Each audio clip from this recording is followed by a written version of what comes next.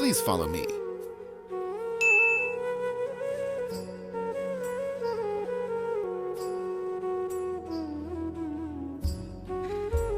যে জিনিসটা আপনার গতকাল ছিল সেই জিনিসটা আজকে আপনার নেই। যে জিনিসটার জন্য আপনি সৃষ্টিকর্তার দরবারে হাত তুলে মোনাজাত করে কান্না করেছেন, চোখের পানি জড়িয়েছেন, সেই জিনিসটা আজকে আপনার নাই বলে সৃষ্টিকর্তার দরবারে শুকরিয়া আদায় করতেছে। যে বন্ধু বান্ধবের জন্য, যে সকল মানুষদের জন্য কাল ভীষণ রকমের কষ্ট হয়েছে, আজকের দিনটা তাদের ছাড়াও আপনার হাসি খুশিতে কেটে যাচ্ছে। যে ভাই ব্রাদার যাদেরকে কখনোই ভাবেন যে হারাবেন, তাদের মধ্যে থেকেও কয়েকজন রোড অ্যাক্সিডেন্ট, ক্যান্সারে আক্রান্ত হয়ে মারা গিয়েছে, তাদেরকে ছাড়াও আপনি বেঁচে আছেন। যে মানুষগুলি গতকাল মাটির উপরে দাম্ভিকতা দেখিয়েছে, সেই মানুষগুলাই আজকে মাটির নিচে কবরে শুয়ে আছে। যে মানুষগুলা আগামীকাল একটা সুন্দর দিন অতিবাহিত করব, সেই মানুষগুলোর অস্তিত্ব পৃথিবীতে আজও টিকে নেই।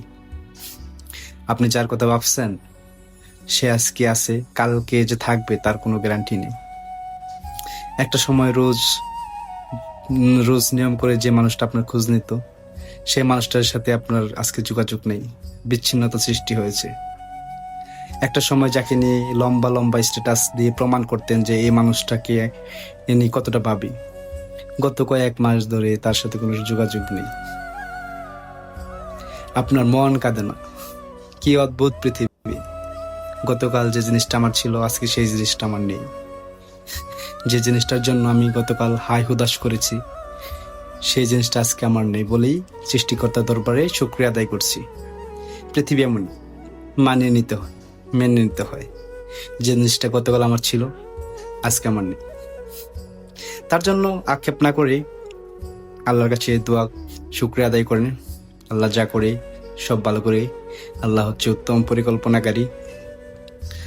আপনার সৃষ্টিকর্তা আপনার থেকে ভালো বোঝে, ভালো জানে কোনটা আপনার কল্যাণকর আর কোনটা আপনার সমস্যাকর, সেটা তিনি জানেন। তিনি তিনার মতো করে সব কিছু করেন। আপনার সৃষ্টিকর্তা আপনাকে কখনোই ধোঁকা দেবেন। ভালো থাকবেন। ডিয়ার লিসনার, আপনারা শুনছিলেন সানোয়ার হোসেনকে।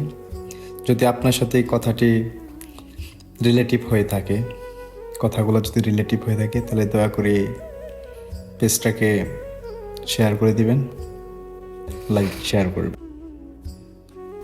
ধন্যবাদ। সবাই ভালো থাকবেন।